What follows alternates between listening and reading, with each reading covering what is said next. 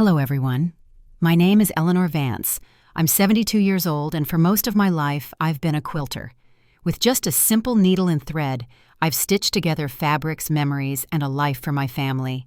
I've mended torn jeans, patched up favorite blankets, and pieced together scraps of the past into something warm and whole.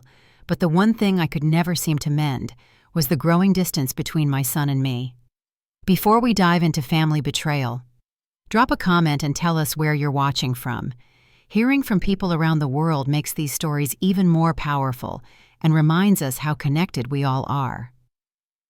The air in the restaurant was thick with the scent of magnolias and old money, a classic Savannah evening. We were seated at the Old Pink House, a place known for its southern charm and hushed elegance. Candlelight danced across the crisp white tablecloth, casting a warm glow on the polished silverware. The soft notes of a piano drifted from the corner, a gentle melody that seemed to mock the silent, heavy tension at our table. It was my son Daniel's 15th wedding anniversary, a milestone that should have been filled with laughter and fond reminiscences. Instead, it felt like a courtroom where I was the one on trial. Daniel, my only child, sat opposite me. At 45, he had his father's handsome features, but none of his warmth.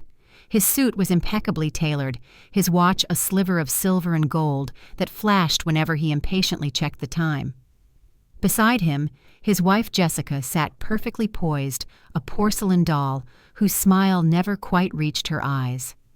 They were a picture of success, the kind of couple you see in glossy magazines living in a sterile modern house that had more glass and steel than soul. A house where there was no place for anything handmade, anything that carried the touch of a human hand.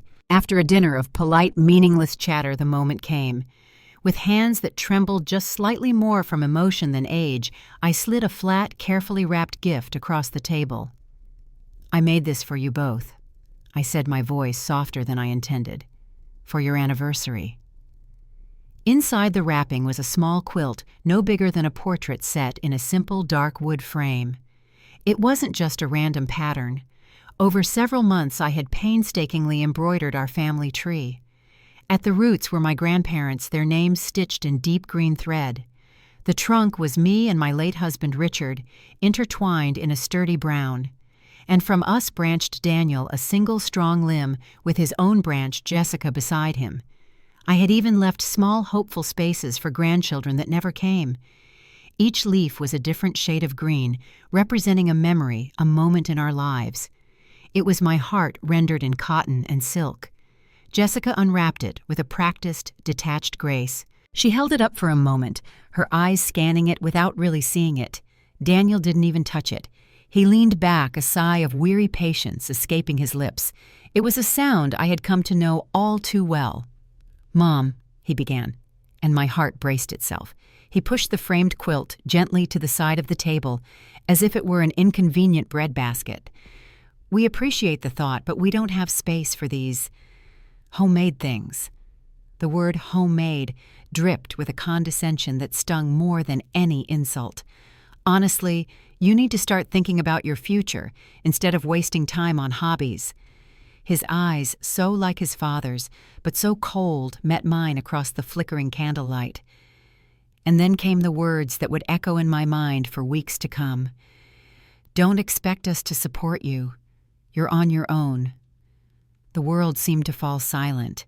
The piano music faded, the clinking of glasses disappeared.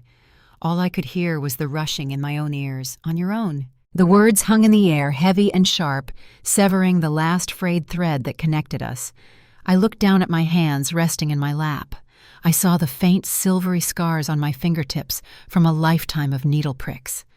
I remembered stitching his name onto his kindergarten backpack, mending the knee of his favorite jeans after he fell off his bike, creating the superhero cape he refused to take off for a solid year. My hands had built a world of comfort and love for him, stitch by stitch. And now they were deemed the hands of a woman with worthless hobbies. A strange calm washed over me. I didn't cry. I didn't argue. I simply met his gaze and offered a sad, small smile. He thought my life was a collection of useless pastimes, a slow march towards becoming a burden. He saw me as a relic from a bygone era, a sweet old lady who made quaint things in a dusty house. He had no idea. He had no idea that one of those hobbies was quietly managing the legacy his father left me. Richard was a history teacher, a man of books and quiet wisdom, but he had an uncanny knack for seeing the future. Before he passed, he entrusted me with a small, almost insignificant portfolio of stocks in a few fledgling tech companies. "Invest in the people who are building the future, Ellie," he had whispered, his hand in mine. And I had honored his wish, tending to that small seed of an investment with the same patience and care I gave my quilts. I never touched it, never flaunted it, just watched it grow quietly and steadily beyond anyone's wildest dreams. My son, the financial advisor who lived his life chasing the next big deal, had no clue that his mother, the quilter, was sitting on a fortune of $45 million. He didn't know about the promise I made to his father, that this money would be used not for luxury, but for legacy. He didn't know about my sewing studio, which was not just a room for hobbies, but the headquarters of a quiet, powerful plan. He saw a liability. He couldn't see the truth.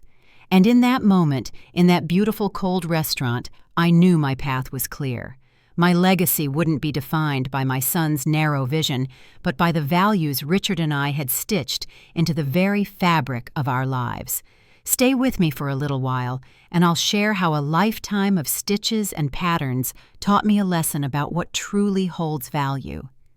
If you've ever poured your heart into something for your family only to feel overlooked, perhaps this story will speak to you.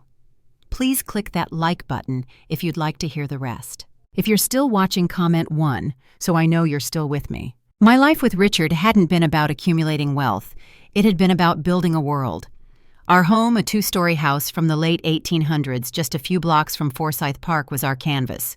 Richard would spend his weekends carefully restoring the original woodwork, and I would fill the rooms with color and warmth. Every quilt draped over a chair or hung on a wall told a story. There was the wedding ring quilt on our bed, the first one I ever made for us.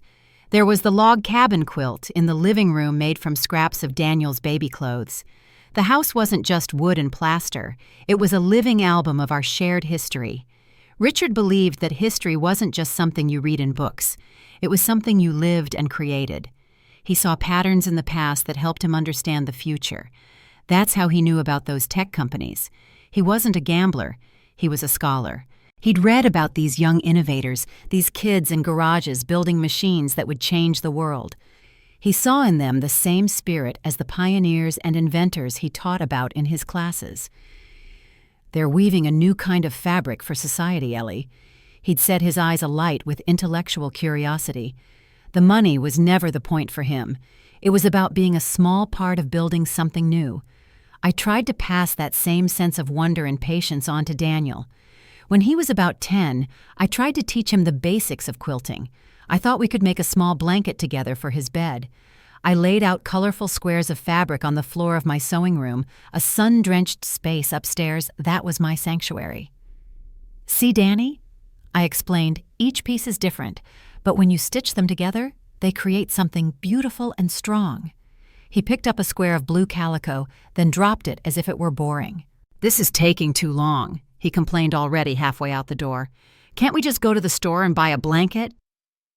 That was the moment I felt the first real pang of disconnect. For him, the value was in the finished product, the acquisition. For me, the value was in the process, the love and time stitched into every seam. As he grew older, that gap widened into a chasm. He went to business school, learned the language of mergers and acquisitions of assets and liabilities. He came to see my world not just as quaint, but as financially inefficient. My time in his eyes was a resource being squandered on an unprofitable hobby. He couldn't understand that for me, profit was measured in the warmth the quilt gave, the comfort it offered, the story it told. About a year ago, new neighbors moved in next door. Professor Chen, a recently widowed history professor at the local college, and his 16-year-old daughter, Lily. They were quiet and reserved at first, still shrouded in their grief. I brought them over a casserole and one of my simpler quilts, a cheerful patchwork of yellows and blues. Mr. Chen was deeply touched, but it was Lily who seemed truly captivated. Her eyes, large and thoughtful, traced the patterns of the stitches. "You made this?" she asked, her voice filled with a quiet awe that I hadn't heard in years. A friendship began to bloom over the garden fence. I learned that Lily was a talented artist but shy about her work. One afternoon she came over looking troubled. She had a school project, a presentation on the Gullah Geechee culture of the coastal islands, and she wanted to do something special. I invited her into my sewing studio. The moment she stepped inside, it was like watching a flower turn towards the sun. The shelves of colorful fabrics, the spools of thread arranged like a rainbow, the large quilting frame standing in the center of the room, it all seemed to mesmerize her. She ran her hand over a bolt of indigo-dyed cotton. "It's like a history library," she whispered. That afternoon, I taught her about the storytelling tradition in Gullah quilts, how patterns and colors could communicate complex ideas and preserve a heritage. We worked together to design a small wall hanging for her project. Unlike Daniel, she was endlessly patient. She loved the process, the feel of the fabric, the rhythm of the needle. My studio, a place my own son avoided, became her haven.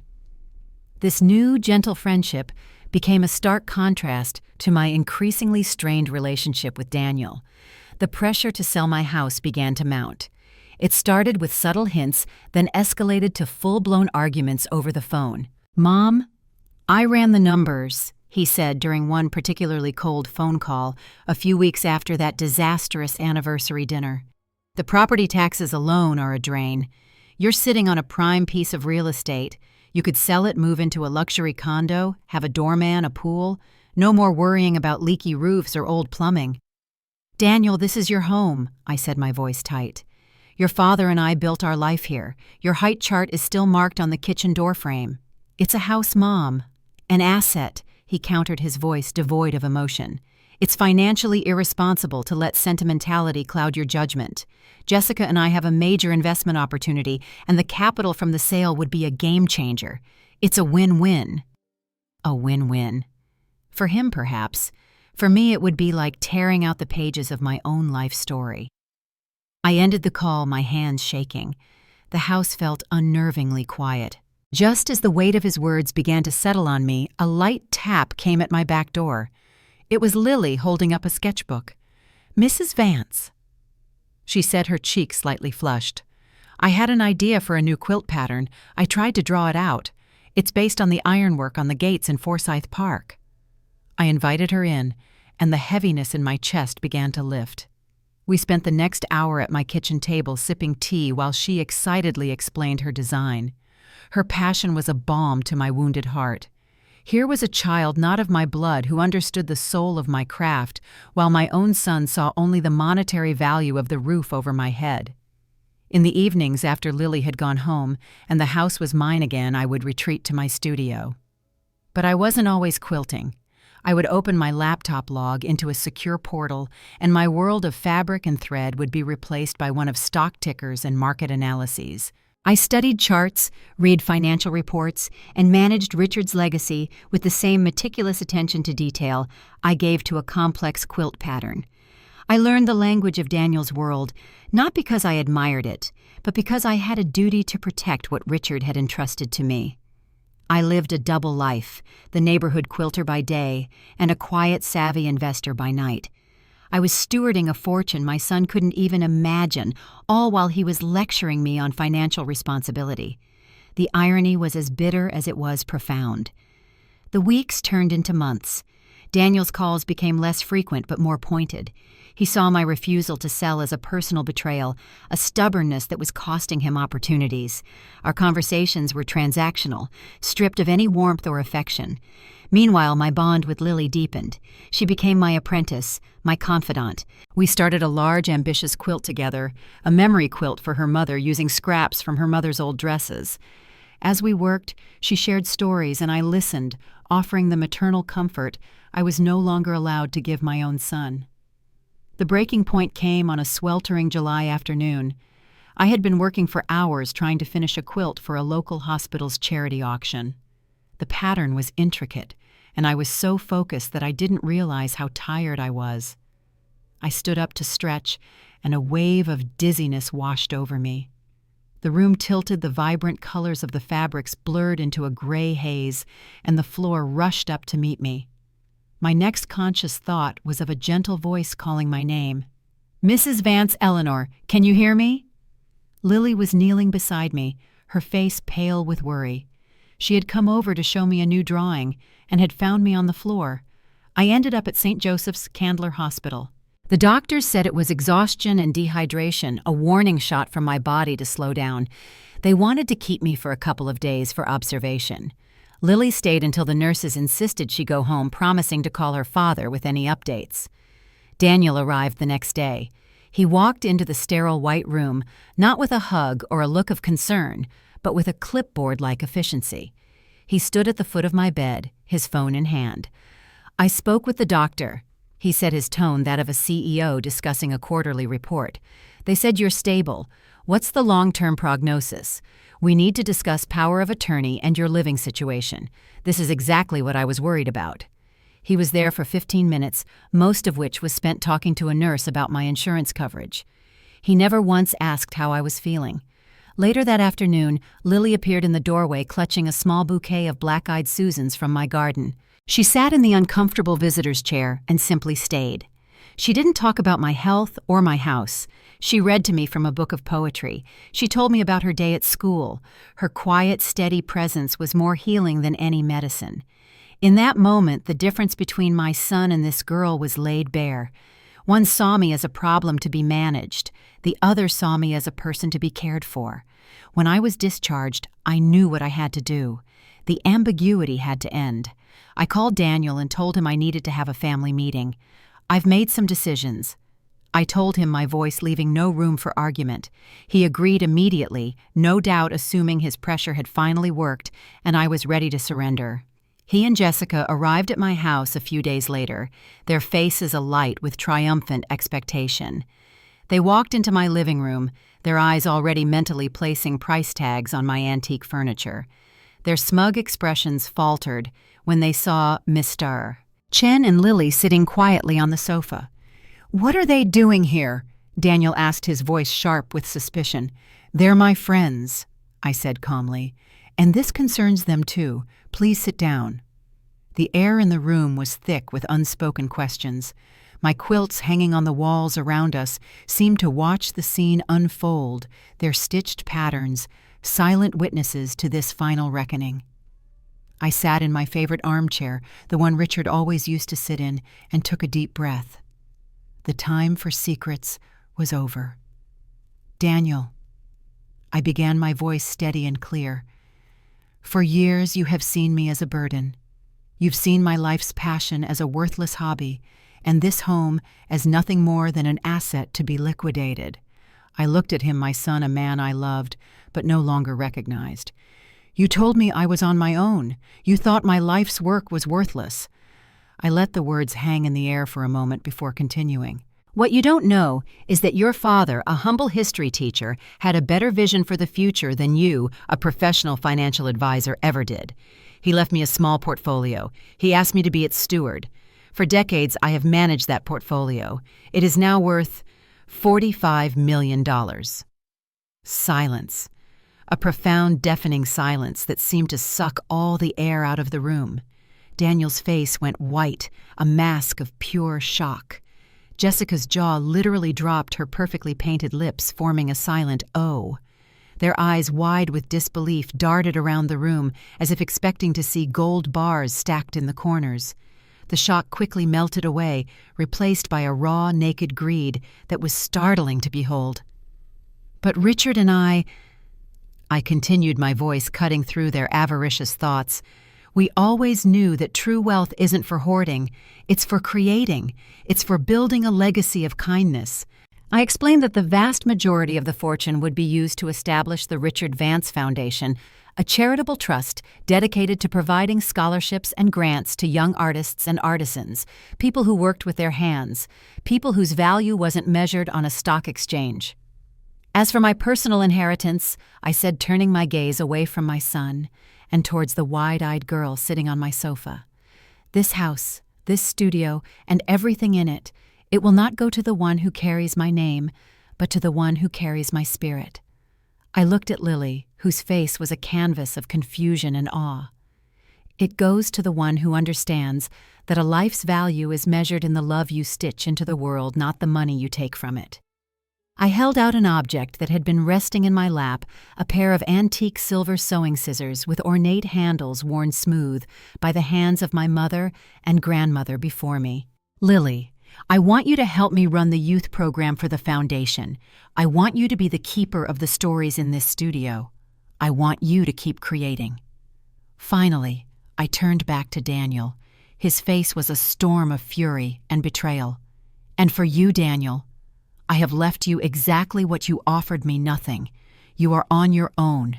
However," I added a final small act of grace, "the foundation will always have a contingency fund. Should you ever face a true desperate medical need, it will be there for you. That is the kindness your father would have wanted. If you're still watching, comment 1, so I know you're still with me." Daniel didn't scream. He didn't curse. He just stood there, his face frozen in a mask of cold anger and disbelief. Jessica, however, couldn't help herself. "Are you crazy?" she hissed, her voice as sharp as broken glass. "You'd rather give your family fortune to a neighbor's kid than your own son. This is ridiculous. It's not even legal." "Oh, I assure you it's perfectly legal," I said softly, not letting her venom reach me. "I've worked with the best lawyers. All the paperwork is in order."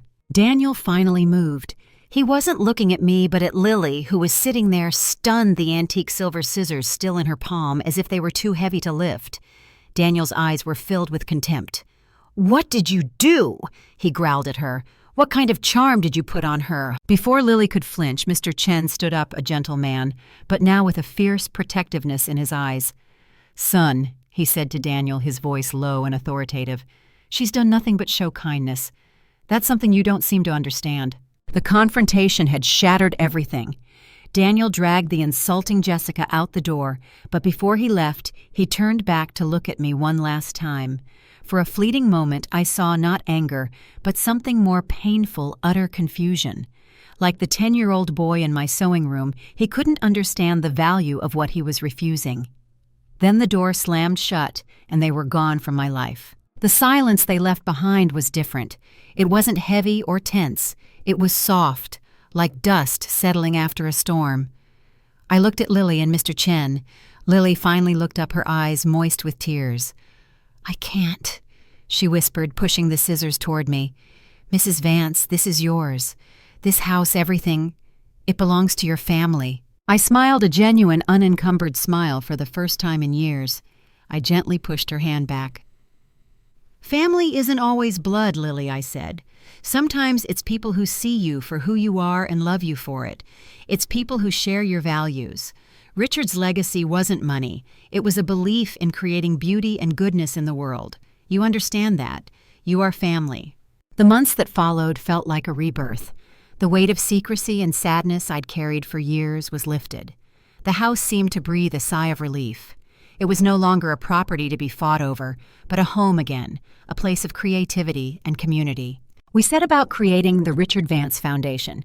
Lawyers and financial planners came to the house, but instead of tense meetings about selling the property, they sat in my living room drinking tea and listening to our ideas.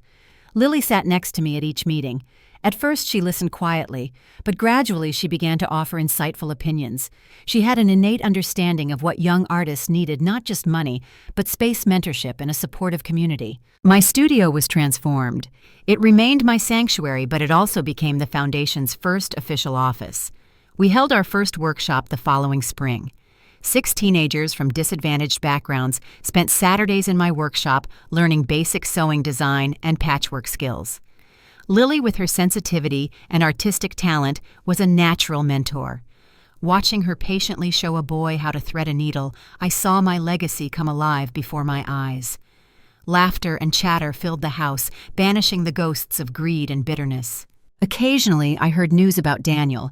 A mutual friend told me that his marriage to Jessica had fallen apart just months after that meeting. The foundation of their relationship, the pursuit of status and wealth, had crumbled as the prospect of an unexpected fortune faded. They began blaming each other, their bitterness eating away at whatever affection they had left. Daniel made a few risky investments, clearly trying to make up for what he had lost, and they failed miserably. He had to sell his flashy modern house and move into a much smaller apartment. He had gotten what he wanted, he was completely on his own. But I felt no joy, only deep sadness for the boy who had lost his way. One late afternoon about a year later, Lily and I were cleaning out the studio after a workshop, and she found an old box in the back of the closet. Inside was the unfinished quilt I had tried to make with Daniel years before. The squares of fabric were still there with the rusty needle lying on a calico square he had dropped. Lily picked it up. "What is this?" "It's an old beginning," I said softly. "A lesson that was never completed." She looked at the squares, then at me, her eyes full of understanding beyond her years. "Maybe we can complete it," she suggested. Not for what it was, but for what it could be. And so we did. We sat side by side in the afternoon sun, and together we began to sew the pieces of that broken memory back together. We added new squares fabrics that represented Lily Mr. Chen, the students who had brought life to the house. We transformed a symbol of division into something new and beautiful. As I sat there with the familiar rhythm of the needle passing through the fabric, I felt a deep peace. I realized a profound truth.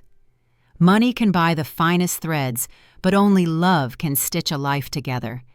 The most beautiful quilt is not the one made from the most expensive fabric, but the one filled with the warmest memories. That is the only legacy that truly matters. It is not $45 million in the bank. It is the laughter of a teenager in a sun-drenched workshop. It is the gratitude in a father's eyes. It is the satisfaction of knowing that you have created something lasting, something that will keep someone warm long after you are gone. Daniel had been given every opportunity to be a part of that legacy, but he saw only the monetary value. He had looked at a hand-stitched tapestry of love and seen only numbers. And in doing so, he lost everything. And me, I found my daughter. Not in flesh and blood, but in spirit. And together we are stitching together a future that I know Richard would be proud of. What do you think? Did I make the right choice? I would love to read your thoughts and your own stories about family and values in the comments below. Every family has a story, and sharing them makes us all feel a little less alone. Thank you for spending this time with me. If this story touches your heart, please give it a like and subscribe to the channel for more stories from the heart. Until next time, be kind to each other.